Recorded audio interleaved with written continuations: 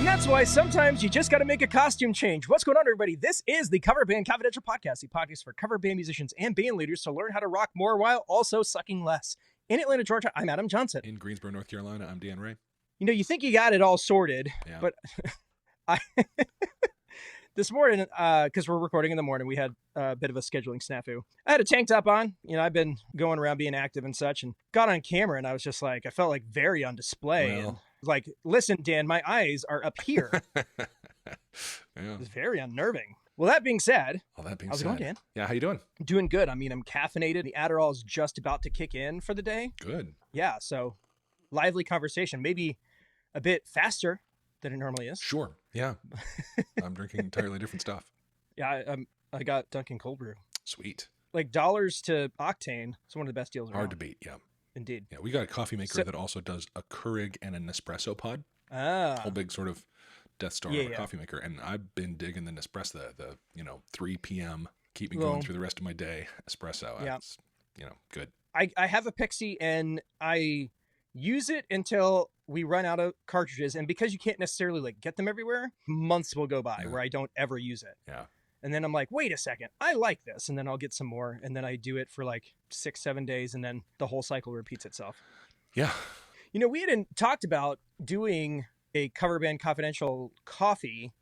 And at the time you were like, I don't know if that's necessarily on brand, but like the fact of the matter is, unless you and I buy a vineyard, which is probably like a thing that will happen when we retire, when they put us out to podcast pasture, it'll be us making bespoke wines in the countryside. And playing that'll be acoustic how gigs at it. Maybe.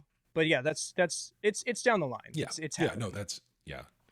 The world doesn't need another craft beer brew pub. That we're fully stocked for those. But interesting topic that we can cover a little bit later on. Should we go ahead and just do like gig recaps for the week? Sure. So my week was pretty intense. You know, we were prepping for this municipal event, and there were a couple of things going on. First, we were booked by a guy who runs a very large event band and has a nice company that does that kind of thing. And he had reached out, and it's been one of those things where we get an inquiry and like the dates don't line up. And so we haven't necessarily gotten a chance to work together. And this was the first time where like all the stars aligned and we were able to actually put ink to paper and make it happen. So there was a bit riding on the relationship side of it. Mm-hmm. And then also, I mean, we just want to do a good job. So this was at a brand new kind of like retail area north of us in a city called Cumming. We joked about that last week. Yes. But it's a beautiful space. It's literally like the entire complex opened like a month ago. So when I say it's brand new, it is like brand new. Yeah. New venue smell. Yeah, exactly. So yeah, it was like a terraced amphitheater with like a bandstand, which is where we were, and kind of like concrete tiers with turf, basically. So very, very nice. And there was like water behind us. And as the sun was setting, you're getting the water showing and the reflection and stuff. And then there were frogs, because I mean, it's water. Sure. And then like when the sun went down, like the frogs got super loud, and that was pretty fun too. Anywho, none of this matters. This is what happens. This is the caffeine talking. Yeah. So we get set up. There was kind of a situation where they had a house system, but they wanted us to bring our system as well. And once I got there, it made sense because the house system is flown, and it's not like a line array where you've got kind of like a curvature or like a radius. It was very much pointed straight out. Oh. And so if you were standing on the balcony of the building behind the amphitheater, you're getting a straight shot from there. Where you weren't necessarily getting that is in the green space right in front of the stage. Yeah. Like there was nothing there. Right. So we ended up tapping into their system for everybody else and then used our system for the people up front. It worked out great. It wasn't blisteringly loud, but going back and listening to recordings and stuff, like you heard it pretty much wherever you were. And it was substantial, which was cool. Did you just use their system as, you ran them out of the aux outs of your speakers, or? Yeah, I wasn't a part of that exact conversation, but because they had flown tops and flown subs, and we typically run either mono front space and then a sub out. So what they may have done is just split off, instead of doing a stereo main out, we would do mono. One went to them, one went to us. Sure. I'm not really sure. Something like that happened. Yeah. That's what I can say about it. But how cool is it that all happened without you? Some things are worth paying for. Yeah. And the cool thing is that the guy who got hired for this, I literally didn't know it until he showed up. Is this guy named Grayson. And Grayson, for those of you who remember the quarantine cover thing that I did with Casey Cooper and Cooper Carter, well, he was the one who put the whole thing together, and he was the guy he was the other guitar player. So like the bald dude with the big red beard. Good people, like just couldn't ask for a nicer guy. And when he's not doing this freelance stuff, he's T-Pain's front of house guy. Right. And so T-Pain he was off the road for 2 weeks, and so he was available for this gig. So cool. That was really fun. Hadn't seen him in a while. It was nice to catch up, and did a great job. So there were some challenges though. And just the kind of stuff that like, I don't need to like process necessarily when I'm trying to, put on a good show. During sound check, we blew the breaker, which has never happened, like literally never happened. And I was beside myself. We're like 3/4 of a song in, and then everything dies. And I'm like, oh my God, this is bad. And apparently their tech guy was there also and was able to like, everything was all plugged into this one thing. We'll split the plugs out and it's 2 separate circuits, yada, yada, yada. Yeah. We're good to go. But that was not the thing I needed to be thinking about as we were about to start. Second thing that happened is we had some gear failure, and it happened in a really inopportune time to a very inopportune person. Nathan, our drummer's in-ear pack, started power cycling. Ooh. And when the person who's laying down the backbeat and is very reliant on the click track can't hear, we had a couple of situations where we got off of the track and had to bail tracks like 2 or 3 songs in a row because it kept happening. At first I thought, oh no, this is an Ableton thing. Here we go again. That wasn't it. It turned out that, he was having a pack issue. We thought it was batteries, so we put a new set of batteries in. That didn't fix the issue. So luckily we had a spare pack. And as soon as we were able to figure out, oh, this is what's happening, we synced that spare pack to his mix, handed it to him. We were golden for the rest of the night. So a little stressful to be on stage kind of figuring that out, but we got that sorted. The other thing, and I feel like I forget this until it matters, but Wi-Fi range for devices was not great. So, for our front of house guy, he almost had to like walk out, earball what was going on, walk closer to the stage and make the adjustment. And there was just kind of like a lot of that stuff where like people weren't able to have like solid, reliable connections to our front of house rig, which is something we need to address. But the problem is that like we do a handful of these events in a year, and then the next gig that we do is in a tiny little room, and it doesn't matter. Right. So I need to prioritize getting that sorted. Right. But that certainly is a thing. All the phones in all the pockets are seeking Wi-Fi all the time. And the more of that you get, the more clutter there is on the channel. And and even on like we're on a closed network, like we're not sending stuff out, and we're on 5 gig, but it's just, there's just a lot of other stuff going on. Yep. So we've got to either do like a dedicated access point that we can move around the space or something to that effect. Yeah, there are antennas and things that you can do that apparently make it better. I don't know. Yeah. All of that to say, it was awesome. It was like over 3,000 people there. It was this massive event. The businesses were struggling to keep up, and like lines were long, but like there was a bunch of people there and it looked amazing. Cool. And we got to do one of those cool pictures where you stand in front of the crowd and the crowd's like to your back, and it looks really, really neat. Yeah. And that felt good. And the city was pleased. The guy who booked it wasn't there, but he got glowing reviews from people in the audience and the people who worked there. The people who were running the businesses and the restaurants were like, hey, when is this band coming back? Because they had this crazy night, made a ton of money. Cool. So we basically, all the people that we needed to make happy, we made happy. And then some. Love it. So, I mean, couldn't really ask for more. Yeah. The coolest thing that happened, though, is that in the midst of seeing all of these crazy people in this giant crowd, one of our patrons showed up. So that was amazing. And I had gotten a DM in the Slack channel beforehand. Hey, maybe I'll be able to come through. But as we were kind of packing up and, again, kind of riding the wave that things were feeling really good, Billy Harbinson, who is local-ish to the area. Actually, the venue is closer to him than I am to him.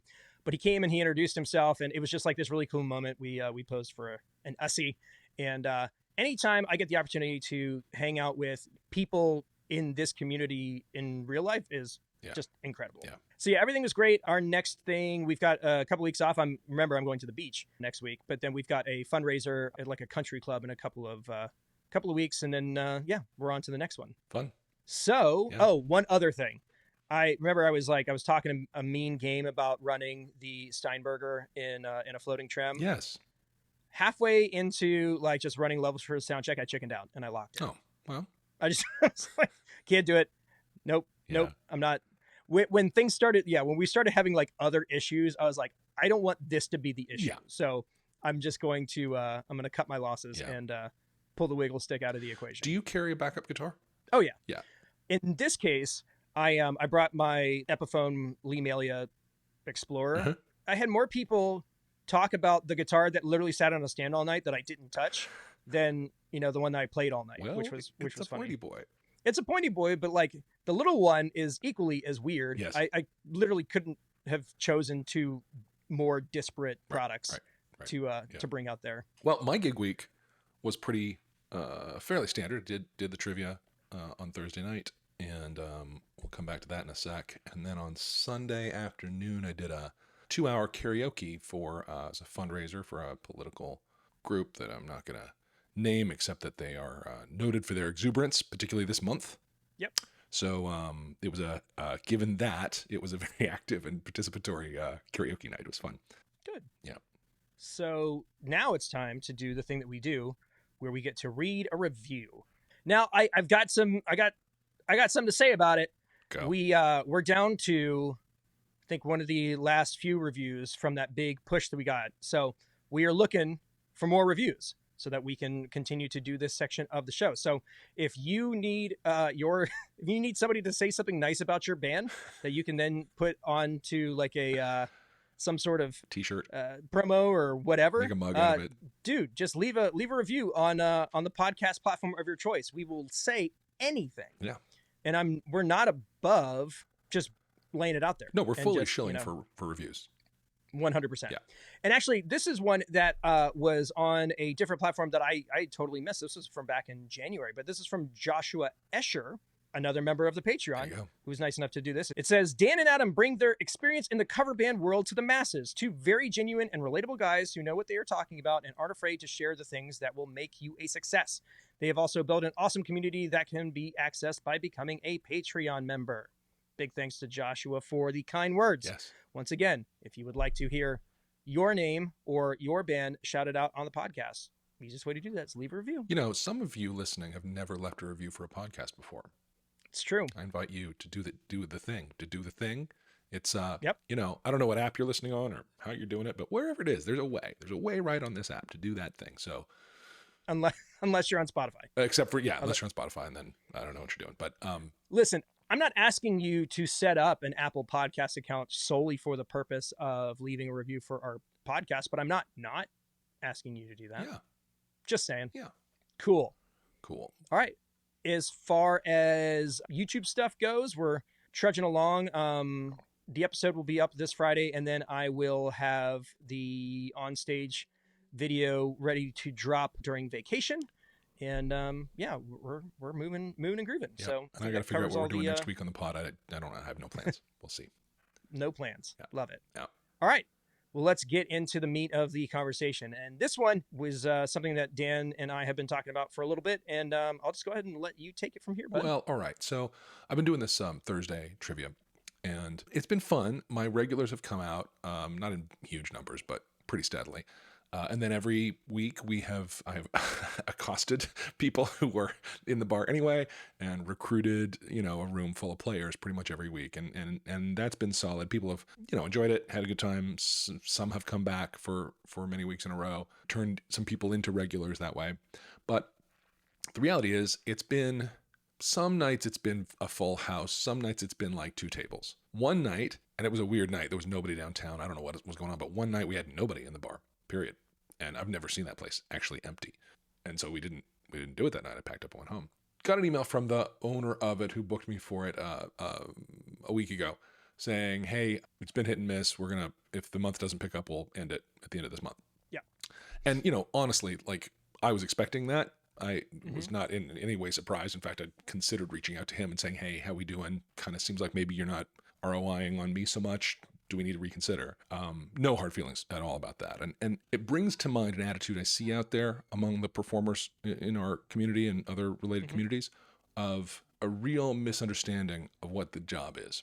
Yeah. Right. It's about, for them, it's about my performance. It's about, the music I make.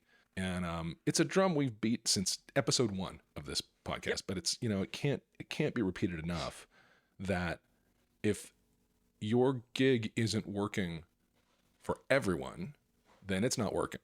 100%. Right? If the notes you play don't turn into dollars in the till for the bar, then you've missed the whole point. And you need to be aiming your whole show at that goal. You need to be clear. The purpose of your break, your set break, is to send people to re-up their beverages. That's why you do that. You don't need a break. I could play right through. Maybe you do. I don't know. I don't want to put that on you, but you got to pee. Yeah. I don't know. I pee before my show. I can do 3 hours on my feet. I have done. I can do. It's not a problem. But listen, I will pee during the show if it will bring more money into the establishment. Yeah. I don't know. Whatever people are into. Yeah. Look, it's probably a specialized venue for that. I don't know. We'll have to throw that to the Patreon Slack. See what they get their opinion. But my own growth at that is notable. I think based on how I responded to that email, how I've been thinking about this gig. I used to be kind of precious about the performance, the quality. It was very much more of a narcissistic kind of approach I used to take. I'm thinking back to when I was doing the karaoke weekly before the pandemic, and there were ways I had that set up that were clearly about me. And as I look now, it's much more, my whole approach is much more embracing of really what you're there for. I mean, we're beer salesmen. That's the bottom line. Yep. And we were in the alcohol retention business. Retention? Distribution? Yeah, you want people, no, just retention. So we want people to not only consume alcohol, but we want to keep them there so that they can consume more alcohol. We're in the consumer retention business. Yeah. Or sody. Yeah, they can whatever. have sodies if they want. That's all fine. Whatever you're into. Yeah. But typically, we're there to extend the patronage of the people who are at the venue that we are performing at. Right. And that one extra drink a piece that they buy while you're on break, that's what you're there to produce. Well, and I think you kind of you nailed it in a sense that we all go through this whole arc where you have to make some decisions and also probably just reconcile your place in the whole thing. And to me, it feels like a leftover of the artist component of playing music. Yeah. And I think a lot of people who could be making a living just with their instruments can't because they are too wrapped up in the artist mindset. Yeah. Where it is about you. And I don't want to say narcissistic because I think it's just more either self-involved or selfish. Yeah, because narcissism, I mean, it's a quantifiable condition. Yeah, I kind of use that word to be provocative about it and have people. I'm glad I got your attention. That word because I meant it to. Yeah, I don't mean clinically. I feel like, I've been watching a lot of videos about narcissism as a condition. I don't know. Apparently, TikTok thinks I need to learn more about this particular topic. But I think it's a thing that I tell people all the time is that you kind of need to get over this. Yeah. If your entire reasoning for performing is so that you are the center of attention and what you are doing is all that matters, one, you're probably going to be disappointed. Yeah. Because making people care about something unique takes a ton of work. Yep. And the ROI is typically not great. And sure, for every handful of artists who make an impact and people are really enthralled with, there are, I will say, millions at this, millions of other folks who never quite get where they think they should go. Right. And a lot of that has to do with their unwillingness to make concessions and to compromise and to see their role in that in a different way. Yeah. I think it's even true in the world of original music where probably there's more room for the artist sort of attitude. But if you look at the bands that are really, I mean, they're just some standout performers who clearly it's not anything about, look at Dave Grohl, like how his whole demeanor, his whole attitude is very like giving it away to my audience and loving them. And yeah, they came to see me, but we're here together and we're having a thing together. It's very outward focused. And, when you're some dude in the corner with a guitar, maybe some people came to see you, maybe, but mostly not. And if you're going to be any kind of meaningful experience for them or valuable experience for the venue, you got to get your attention over there. And you got to get focused on what you're delivering to the audience and the experience you're giving them. And as a result, the experience you're giving the venue. 100%. Yeah. And there's a time and a place for each of those things, but I think the ability to pivot and do both is really the secret sauce, because there are times when performing like an artist is impactful and can move people and further ultimately the thing that you're trying to do. But the fact that you can't turn it off, that's where I think the issue gets to be problematic. Yeah, there are a couple tunes I do purely to show off. I do Creep only to do that big middle part. Yeah, I mean, there's definitely songs, like we talk about this all the time, songs that we play for ourselves. And when you're doing like a solo thing, it's very easy to do that because the room's going to turn over and you've got these pockets of time where your job is to kind of be invisible and forgettable. So for me, it's Allison by Elvis Costello. Like that's the song I just like to sing. Butch Walker did a really cool acoustic version of it back in the day. And I just really like the way that he did it. And that's how I do it. And like clockwork, and Allison will be in the crowd and she'll, feel very special. Yeah. And that's great. Yeah. Or somebody cool who knows who Elvis Costello is. And then, you have that moment. But we did Roses by Outkast. And there was a Caroline in the crowd she was mighty fun. Yeah, I have a niece named Caroline. There you go. Now, Sweet Caroline's easier to link for, 100%. an 11-year-old. Yeah. But, Roses she'll get there. The other thing that I was going to bring up is that you've been doing the karaoke and the trivia for a while. Like you were doing that back when we started the show like 4 or 5 years ago. Yeah. May not have been quite that long. Yeah. It's been years. Yeah. I mean, it's established. You've got it. How many different venues have you done those particular services at? Oh, including Sunday's fundraiser, I think it's 7. Okay. And it's tended to be like a get on a weekly repeating. They get their other karaoke on Tuesday and me trivia on Thursday, and that kind of thing. Right. But I think with the perspective of time to consider, you understand that this is, I'm not going to say seasonal, but like in the grand scheme of things, it's a seasonal engagement. Yeah. You're going to do this show at a venue for a period of time.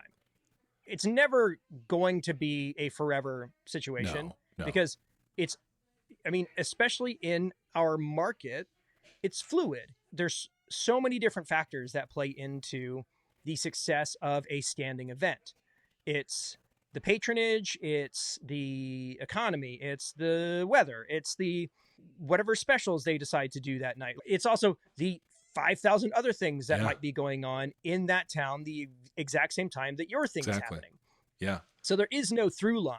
There is no like, if I do X, we will make Y. Yeah. Listen, last at this one, Thursday of last week was a big night because there was a math educators conference in town. So the house was full of teachers, none of them local, right? They're not coming back next week. I tried to invite them. They were like, haha, we're going to be, wherever we are. So yeah, it varies a lot. And you got to know that it's always going to be up to whether the product is delivering at the till. That's the bottom line of it. And I will say, when the standing gig at the Lexington cider place ended, that had been almost a year. And I will confess that kind of hurt my feelings. I understood it from a business perspective, but I'd made some great friends there who now are like 45 minutes away from anywhere I play. So they come sometimes. Some of them came to the fundraiser on Sunday, but I'm not seeing those people, and that kind of sucks. But I got it from a business perspective. I had no quibble with that. Some nights there were slow, and I'm not cheap. by the way. There are people doing trivia for like $50 or a bar tab. And I'm not going to do that. I did approach another venue, yet another brew pub, of which the world is saturated with, but a new one has opened in town, and I happen to be good friends, decades-long friends with the manager. It's his first time managing anything like this. He's been in other industries his whole career. So his eyes are wide, but he's figured it out. And the place is good, the beer's good, but he needs something on Tuesday nights, and so we're talking, and I pitched him my rate for a 3-hour show, and he came back and said, could you do 2 hours for 2/3 the money? I said, no, I actually play for free. You're paying me to set up and break down. That's the nature of that. So yeah, that's a fun conversation. Yeah. It's funny you mentioned that because, as we were wrapping up, somebody had come up and was asking about parties and stuff. And so I followed up with them yesterday, and they were like, what is it going to take? I was like, all right, well, it's going to cost this. And that includes sound and lights. And like, well, I don't think you need that much. I mean, it's just for a neighborhood thing. And it's like, yeah, we have to bring the same amount of stuff. That's not the issue. Right. And yeah, you're paying me to set up and tear down is an excellent way of explaining that to people. Yeah. And then they'll volunteer to do the setup and tear down for you. You're like, that's terrifying. I don't.